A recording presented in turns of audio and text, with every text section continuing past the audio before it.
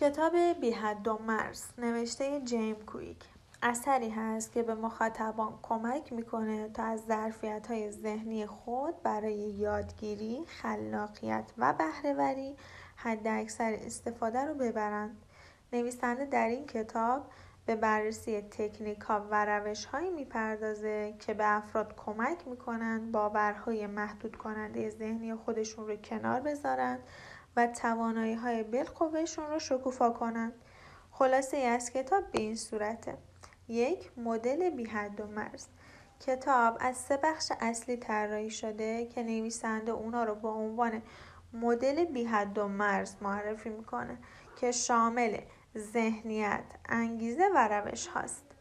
ذهنیت باورها و نگرش‌های ما که نقش مهمی در موفقیت دارند. جیم کویک توضیح میده چگونه باورهای منفی و محدود کننده میتونن مانع پیشرفتمون شن. انگیزه نیروی محرکی که ما رو به سمت اهدافمون سوق میده. جیم کویک روش‌هایی برای تقویت انگیزه درونی ارائه میده. روش‌ها، تکنیک‌ها و ابزارهای عملی برای یادگیری سریع‌تر، به خاطر سپردن اطلاعات بیشتر و افزایش تمرکز هست.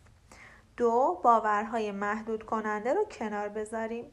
بسیاری از ما باورهای اشتباهی داریم که مانع رشدمون میشن، مثل من حافظه خوبی ندارم یا یادگیری برای من سخته.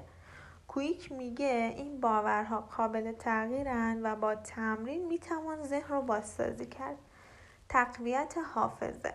کتاب شامل تکنیک هاییه که به بهبود حافظه و سرعت یادگیری کمک میکنه، از جمله روش های قلاب‌گذاری ذهنی، استفاده از تصاویر و داستانسازی برای یادآوری بهتر، تمرکز بر یادگیری فعال، حضور کامل ذهن در فرآیند یادگیری.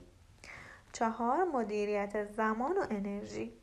کویک به خوانندگان یاد میده چگونه با مدیریت زمان و انرژی بهره‌وری خودمون رو افزایش بدیم.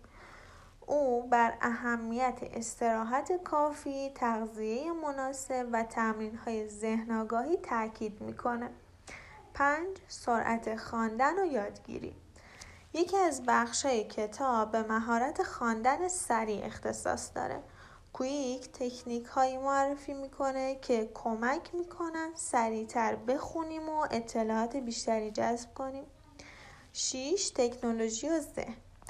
نویسنده درباره تاثیرات تکنولوژی بر ذهن و تمرکز صحبت میکنه و روش‌هایی برای کنترل استفاده از ابزارهای دیجیتال ارائه میده.